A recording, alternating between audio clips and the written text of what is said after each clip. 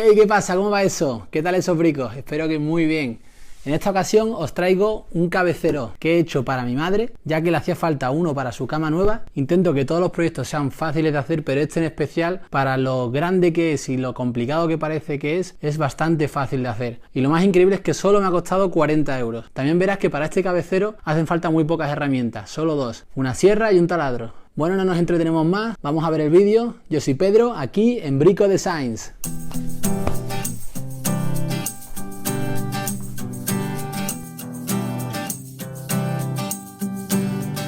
Para hacer este cabecero, aparte de este vídeo, te voy a poner las instrucciones paso a paso en mi página web www.bricodesigns.com.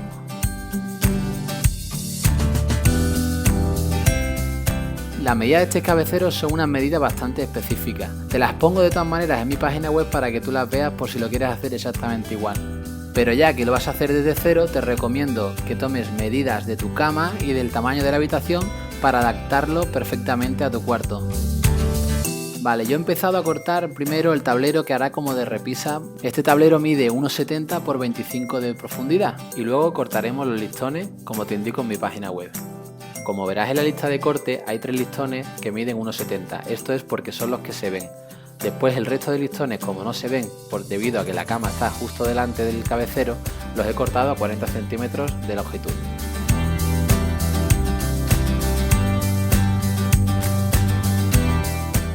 Como en el proyecto que hice de cómo hacer un mueble para la televisión, he decidido dibujar en el suelo con cinta de pintor las dimensiones de mi cabecero para ver cómo quedaría. Una vez que ya tengas claras las medidas de tu cabecero, vamos a empezar a poner los listones de 1,70 m. Nos vamos a ayudar de un separador de 1 centímetro que podemos hacer con un sobrante de un listón.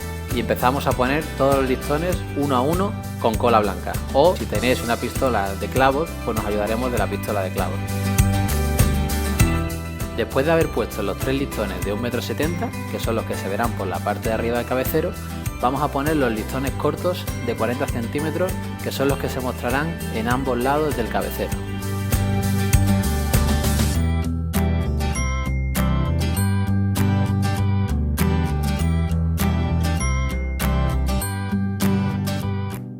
Después de haber colocado todos nuestros listones, vamos a colocar el tablero que nos servirá como repisa, ayudándonos del taladro y atornillando justamente en los pilares verticales que hemos colocado en un principio.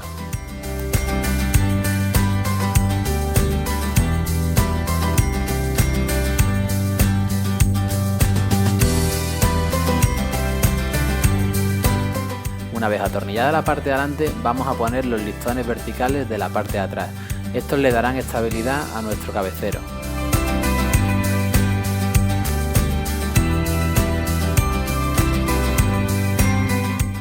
Después de atornillarlos, vamos a poner la base de los listones de atrás.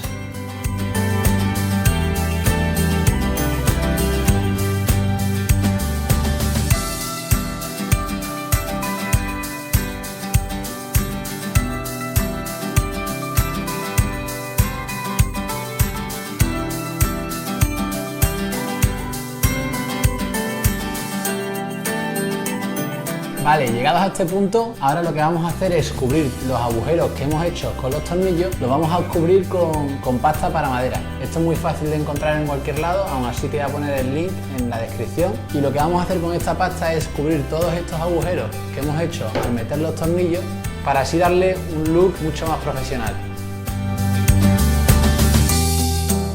Y ya por último lo que vamos a hacer es pintarlo. Yo estoy utilizando una pistola de pintura, pero perfectamente se puede usar un pincel y pintarlo del método tradicional.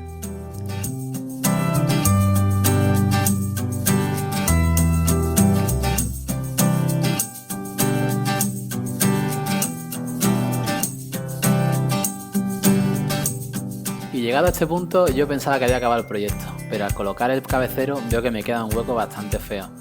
Es por eso que tuve que volver a sacar el cabecero de su sitio, quitarle 3 de los listones cortos y colocarle 3 listones de 1,70 para que el acabado fuera perfecto. Por eso, para no cometer el mismo fallo que yo, toma buenas medidas antes de hacer tu cabecero.